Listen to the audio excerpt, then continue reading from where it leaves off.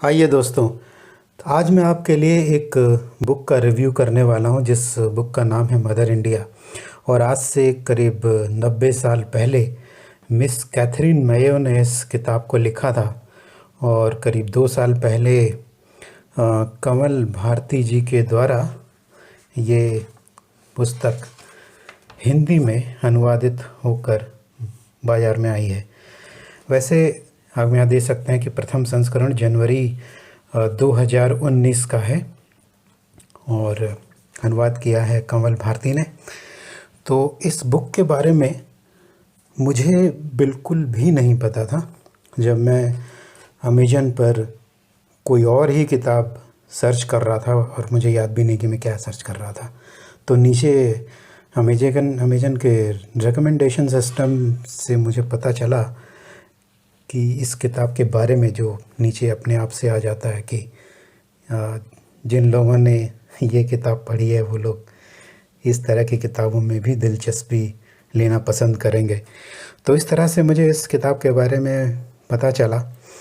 और ना तो मुझे इस मदर इंडिया नाम की किताब के बारे में पहले से पता था, ना ही मुझे मिस कैथरीन मेयो के बारे में पहले पता था, और ना ही मुझे कमल भारती जी के बारे में पहले से पता था। पीछे अगर आप चाहें, पहली बार मुझे पता चला कि कमल भारती जी भी कोई हिंदी के लेखक हैं, पहली बार। खैर, धन्यवाद देना चाहूँगा अमेजन का, जिसकी वजह से मुझे इस किताब के बारे में पता चला। और मैंने फिर अमेजन से ही ये किताब मंगवाई और इस किताब को मैंने पूरे 1 महीने लगाकर पढ़ा, क्योंकि ये वो हल्की फुल्की किताबें नहीं है जैसे आप सुबह लेकर के बैठो और शाम तक वो किताब ख़त्म हो जाए। ठीक है, इसमें वो हल्की फुल्की बातें नहीं हैं। ये आज से 90 साल पहले भारत कैसा था, उसका समाज कैसा था, लोग किस तरह से रहते थे, वो सारी बातें इस किताब में हैं। तो काफ़ी सारे टॉपिक है जो इसमें कवर किए गए हैं, और मैं चाहूँगा कि इसका मैं संक्षेप में एक तरह से बुक रिव्यू करूं, क्योंकि मैं नहीं चाहता कि मैं इस बुक के बारे में सब कुछ आपको बता दूं और फिर आप जब पढ़ें तो फिर आपको लगे कि ये सब तो रिव्यू वाले ने पहले ही बता दिया था। खैर, तो जैसा कि आप देख सकते हो 2 साल पहले ये किताब आई थी, और इस समय जब मैं रिव्यू कर रहा हूँ तब ये अक्टूबर 2020 का साल है। किताबों में काफ़ी सारी चीज़ें हैं, लेकिन सबसे इम्पॉर्टेंट चीज़ जो यहाँ से मैं पढ़ना चाहूँगा वो यह है कि 27 फरवरी 1857 को अमेरिका के रिजवे पेंसिल्वेनिया में जन्मी मिस कैथरीन मेयो वर्ष 1924 और 25 में भारत आई थी। वह मूलतः इतिहासकार थीं। एक इतिहासकार के रूप में उन्होंने पूरे भारत की यात्रा की, प्रांत प्रांत घूमकर वहाँ के गांवों को देखा, आम जनता के जीवन, रहन सहन, खान पान, रीति रिवाज, शिक्षा, स्कूलों, कॉलेजों, अस्पतालों, स्त्रियों और शूद्रों के हालत का पूरे तथ्य के साथ अध्ययन किया। तथ्य के साथ, याद रखिएगा, सिर्फ विचार नहीं, तथ्य के साथ, फैक्ट्स के साथ। उन्हें सबसे अधिक दुख भारत की स्त्रियों और अछूत जातियों की स्थिति को देखकर हुआ था। अपने अध्ययन और अनुभवों के आधार पर उन्होंने मदर इंडिया किताब लिखी, जो 1927 में प्रकाशित हुई। यानी कि अगर आप यहाँ ध्यान दो तो मिस मेयो भारत आई थी 24, यानी ये 2 साल 1924 1925 2 साल भारत में इधर उधर घूमती रहीं और पूरी तरह अध्ययन किया। और उसी दौरान उन्होंने नोट्स भी लिखे होंगे। ये किताब लिखने की जो शुरुआत है वो उसी समय हो गई होगी। और उसके बाद 1927 यानी 2 साल बाद फिर ये पुस्तक जो है प्रकाशित हुई। तो इस तरह से मिस कैथरीन मेयो ने ऑलमोस्ट अपने 4 साल लगा दिए इस बुक को तैयार करने में और इसके प्रकाशन में। इसके बाद हम देखते हैं एक और जो ख़ास बात आपको यहाँ देखनी चाहिए। एक चीज़ यहाँ लिखी गई है कि ये बुक ख़ास क्यों है। मेयो ने अनेक महत्वपूर्ण किताबें लिखी थी, परंतु सर्वाधिक चर्चा में वे मदर इंडिया से ही आई थी, जिसने उन्हें भारत में कुख्यात और विदेशों में विख्यात कर दिया था। हिंदुओं द्वारा की जा रही आलोचना का सबसे बड़ा कारण यह था कि मिस मेयो ने हिंदू धर्म और संस्कृति पर हमला किया था। एकदम बॉम्ब ब्लास्ट हमला। मिस मेयो की मदर इंडिया के खंडन में, अच्छा यहाँ जो इन्होंने जो बातें लिखी हैं वो आप जब बुक पढ़ोगे तो आपको पता चल जाएगा वैसे भी, लेकिन इन्होंने जो बातें लिखी हैं वो ऐसी हैं कि हिंदूवादियों को ये चुभ जाएंगी, ठीक है, उन्हें बहुत बुरा लगेगा। और जो अगर कोई बहुत ज़्यादा हिंदूवादी है और बहुत ज़्यादा अगर आरएसएस के विचारों से प्रभावित है तो हो सकता है कि वो इस बुक को पूरा ना पढ़े, कुछ 10-15 पढ़ने के बाद 15 पन्ने पढ़ने के बाद ही वो इसे फाड़ के फेंक दे, क्योंकि उसे इतना ज़्यादा आघात पहुंचने वाला है। ये वो बुक नहीं है जैसे आप पढ़ो और भूल जाओ। ये बुक वो है जो एक तरह से आपके दिमाग में ब्लास्ट कर देगी, बॉम्ब ब्लास्ट, ठीक है, दिमाग फाड़ देगी आपका। ये वैसी किताब है। मिस मेयो की मदर इंडिया के खंडन में जितनी पुस्तकें लिखी गई हैं, अच्छा इस किताब के विरोध में यानी इसके खंडन में भी और किताबें लिखी गई थी उस ज़माने में। उसमें कांग्रेस के लाला लाजपत राय की अनहैप्पी इंडिया, दिलीप सिंह सौंद की माय मदर इंडिया और धान गोपाल मुखर्जी की a son of mother India answers पुस्तकें मुख्य हैं, ठीक है। 4-5 किताबें और भी लिखी गई थी इसके जस्ट विरोध करने के लिए। आज 90 साल के बाद मदर इंडिया को हिंदी में लाने का उद्देश्य कहो गर्व से हम हिंदू हैं का नारा लगाने वाले हिंदू राष्ट्रवादियों की आंखों का जाला हटाना है, ताकि वे देख सकें कि क्या सचमुच हिंदू संस्कृति में दलितों, स्त्रियों और आदिवासियों के लिए गर्व करने योग्य कुछ है या कुछ भी नहीं, ठीक है। तो ये किताब ज़बरदस्त है, जो भी पढ़ेगा उसके दिमाग में ब्लास्ट होगा, ठीक है। और अगर कोई बहुत ज़्यादा हिंदूवादी है तो मुझे ऐसा लगता है कि वो 10-15 पेज पढ़ने के बाद इसको फाड़ के फेंक देगा। लेकिन अगर कोई बहुत ज़्यादा हिंदूवादी नहीं है, कट्टर नहीं है, तो इसे पूरे अंत तक पढ़ेगा और ये सोचेगा कि आज से 90 साल पहले जो इतनी सारी घटनाएं हुई उनमें से कई घटनाएं तो आज भी हो रही हैं। और आप जब इस पुस्तक को पढ़ेंगे तो ऐसा हो नहीं सकता कि ये आपको सोचने के लिए मजबूर ना करे, ठीक है। तो आगे बढ़ने से पहले मैं ज़रा एक पेज पर जाना चाहूँगा जहाँ पर ये बताया गया है कि 1925 के दौरान भारत में जनसंख्या का जो विभाजन था वो ऑलमोस्ट किस तरह का था हिंदू और मुसलमान के बीच में। तो अगर आप यहाँ देखें तो बहुत सारे उस समय प्रांत हुआ करते थे, जैसे कि मद्रास प्रांत, बम्बई, बंगाल, संयुक्त प्रांत, बिहार, उड़ीसा, मध्य प्रांत और बरार। तो काफ़ी सारे प्रांत थे। और यहाँ हम इस नंबर को देखने से हमें ये अंदाज़ा लगता है कि almost Hindu on the average 80% Hindu हैं और 20% करीब मुसलमान हैं, ठीक है।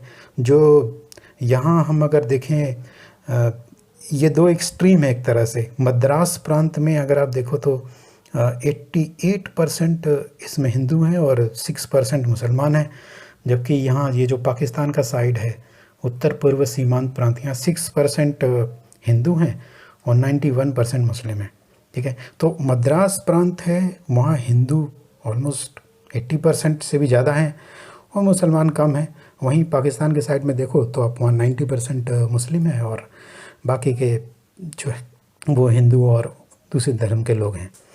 तो क्योंकि अगर आप मोटा मोटी देखो तो भारत में करीब 80% लोग हिंदू हुआ करते थे और बाकी के लोग मुस्लिम हुआ करते थे और बहुत सारे और भी धर्म हुआ करते थे। लेकिन 80% इस नंबर के हिसाब से ऐसा ही लगता है कि करीब 80% आप मान सकते हो कि हिंदू हुआ करते थे। तो यहाँ जो बात शायद राइटर ने भी सोची होगी कि जिस धर्म के लोग सबसे ज़्यादा हैं, क्यों ना किताब में 80% ऑलमोस्ट उन्हीं को जगह दी जाए। तो पूरे बुक में हिंदू संस्कृति और हिंदू समाज उसको ज़्यादा कवर किया गया है, और मुस्लिम समाज मुस्लिम संस्कृति को भी किया गया है, लेकिन बहुत कम, 10% के करीब, बहुत कम। हिंदुओं को ज़्यादा इसमें पकड़ा गया है, रगड़ा गया है और दबोच के पटक के मारा गया है अच्छे से तथ्यों के साथ। खैर, अगर टेबल ऑफ कंटेंट आप देखो तो टेबल का ऑफ कंटेंट से हमें पता चलता है कि इसमें 5 भाग हैं, ऑलमोस्ट 30 चैप्टर हैं, जो अगर आप चाहो तो पूरा 1 महीने में रोज़ एक एक चैप्टर पढ़ के इस बुक को ख़त्म कर सकते हो। ठीक है, भाषा बहुत अच्छी लिखी गई है, बहुत अच्छी, अनुवाद बहुत अच्छा है। तो भाग 1 में हम देखते हैं कि जो उस समय छोटी लड़कियां होती थी उनका जीवन कैसा था, और जो छोटी लड़कियां होती थी उनका जनरली 10 साल की एज में ही विवाह हो जाता था। तो विवाह के बाद उनका छोटी बच्चियों का जीवन कैसा होता था और महिलाओं का जीवन कैसा होता था, ये भाग 1 में जितने 5 चैप्टर हैं उन सब का ये एक तरह से विषय वस्तु है। और भाग 2 में हम देखते हैं कि वहाँ ये बताया गया है कि पत्नी का जीवन कैसा था, जब शादी हो जाती थी उसके बाद पत्नी की क्या स्थिति होती थी, गर्भवती स्त्री की क्या स्थिति होती थी, और पूरे समाज में पुत्र पाने की, पुत्र हो जाए किसी भी तरीके से, वो जो हिंदुओं की इच्छा थी वो किस तरह से एकदम बलवती होती थी, और उसके लिए वो कुछ भी कर सकते थे पुत्र पाने के लिए।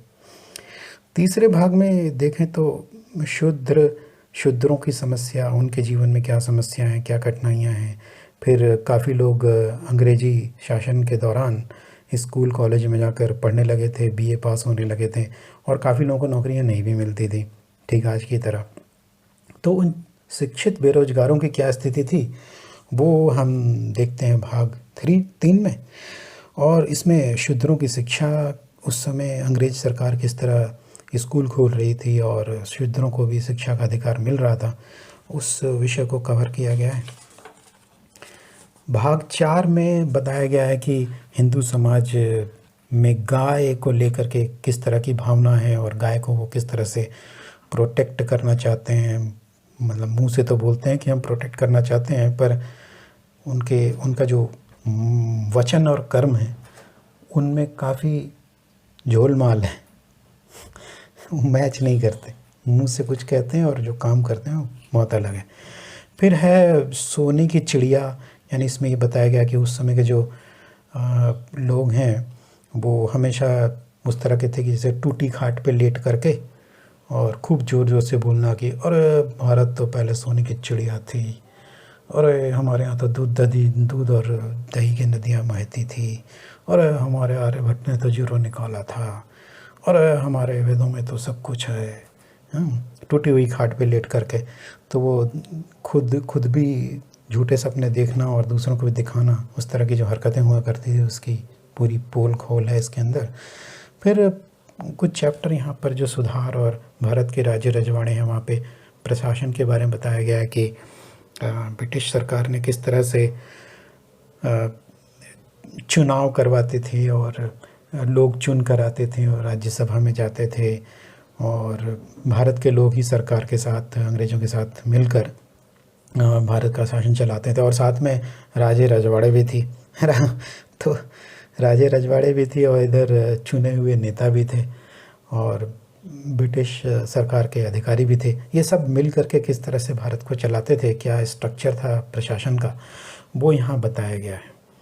बात के जो 5वां अध्याय है वहाँ मुसलमानों को थोड़ा पकड़ा गया है। ठीक है, जो मैं पहले बता रहा था कि करीब 10% मुसलमानों को भी पकड़ा गया है इसमें, और उनकी भी थोड़ी खिंचाई की गई है।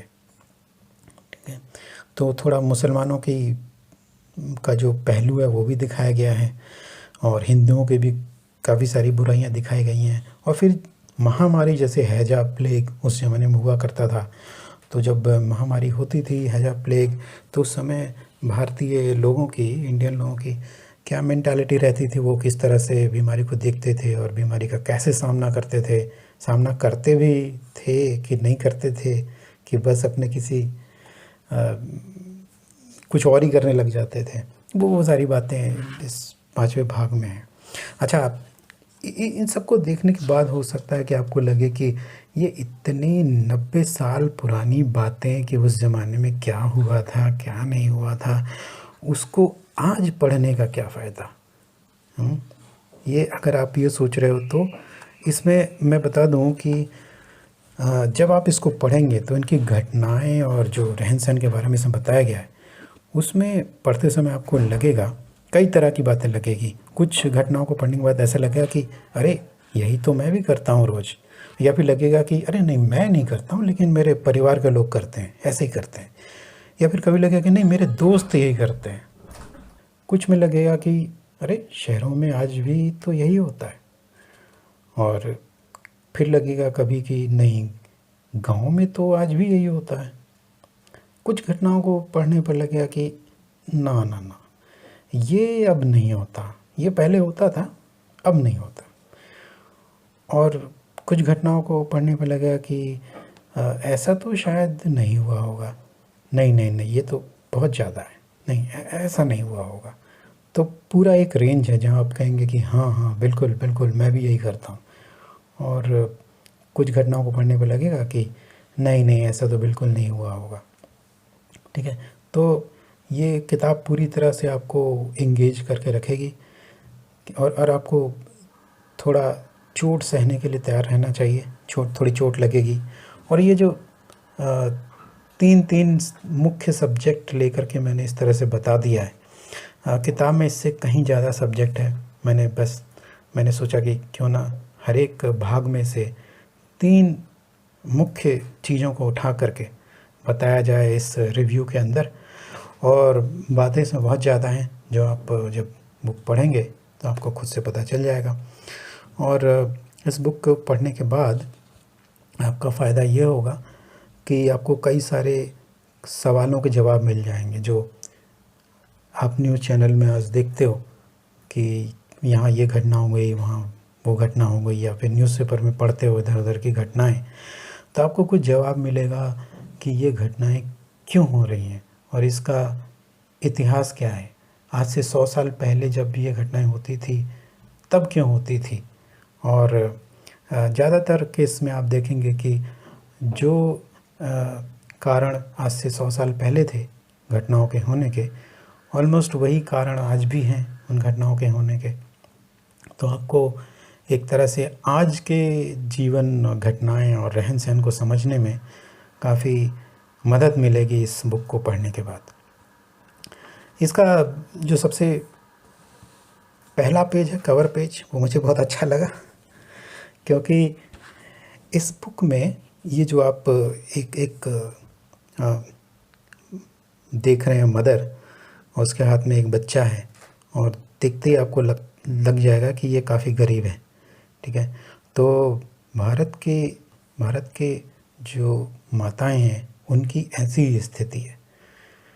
ठीक है, तो आज तक आपने जो सुंदर सुंदर चित्र देखे होंगे भारत माता के, ये किताब उस सुंदर सुंदर भारत माता के चित्रों का पूरी तरह से खंडन करती है और बताती है कि तुम्हारा भारत और तुम्हारी भारत माता उतनी सुंदर नहीं है जितना तुम टूटू एक खाट पर लेटकर कल्पना कर रहे हो। तो आपके हाथ में ये जब बुक आएगी तब आपको पढ़ने के बाद पता चलेगा कि इसमें क्या है। और मुझे तो काफ़ी अच्छी लगी, 1 महीने लगा पढ़ने में। मैं चाहूँगा कि आप सब भी इस किताब को पढ़ें और अपना ज्ञान बढ़ाएं। धन्यवाद।